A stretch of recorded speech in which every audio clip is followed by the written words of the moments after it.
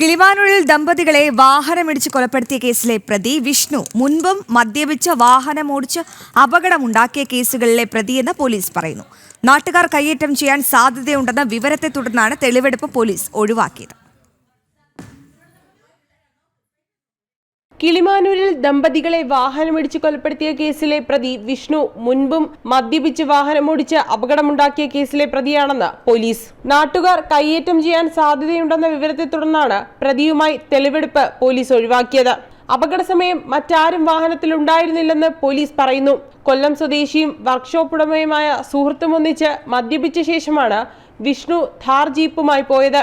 മദ്യലഹരിയിൽ ദമ്പതികൾ സഞ്ചരിച്ച ബൈക്ക് ഇടിച്ചു തെറിപ്പിച്ച് വാഹനം പോസ്റ്റിലിടിച്ചു. സമാനമായ രീതിയിൽ വെള്ളറട, വിഴിഞ്ഞം എന്നിവിടങ്ങളിൽ മദ്യപിച്ച് വണ്ടിയോടിച്ച് അപകടമുണ്ടാക്കിയതിന് വിഷ്ണുവിനെതിരെ നേരത്തെ കേസുമുണ്ട്. കിളിമാനൂരിൽ ഇടിച്ച വാഹനം പിന്നോട്ടെടുത്തപ്പോഴാണ് സ്ത്രീയുടെ ശരീരത്തിലൂടെ കയറി ഇറങ്ങിയത്. വണ്ടിയിൽ കുരുങ്ങിയ ബൈക്കുമായി പോയപ്പോൾ ടയർ പൊട്ടി. ആളൊഴിഞ്ഞ സ്ഥലത്ത് വാഹനമിട്ട ശേഷം രക്ഷപ്പെടാൻ ശ്രമിക്കുമ്പോഴാണ് നാട്ടുകാർ പിടികൂടുന്നത്. പിന്നീട് ജാമ്യം കിട്ടി പുറത്തിറങ്ങിയെങ്കിലും സ്ത്രീ മരിക്കാൻ സാധ്യതയുണ്ടെന്നും പോലീസ് പുറകെ വരുമെന്നും കണ്ടാണ് തമിഴ്നാട്ടിലേക്ക് സുഹൃത്തിന്റെ സഹായത്തോടെ ഒളിവിൽ പോയത് എന്നാണ് വിഷ്ണുവിന്റെ മൊഴി.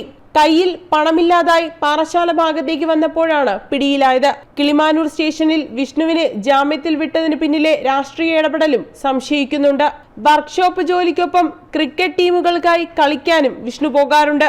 അങ്ങനെ പോയപ്പോൾ ഒപ്പമുണ്ടായിരുന്ന പോലീസ്, ഫയർഫോഴ്സ് ജീവനക്കാരായ സുഹൃത്തുക്കളുടെ തിരിച്ചറിയൽ കാർഡ് വണ്ടിയിൽ മറന്നുപോയെന്നാണ് ഇയാളുടെ മൊഴി. രണ്ടുപേരെയും പോലീസ് ചോദ്യം ചെയ്തിരുന്നു. സംഭവ സമയം സ്ഥലത്തില്ലെന്നും വ്യക്തമാക്കി. വിഷ്ണുവിനെ കസ്റ്റഡിയിൽ വാങ്ങി തെളിവെടുപ്പ് നടത്തും. ജനം, തിരുവനന്തപുരം.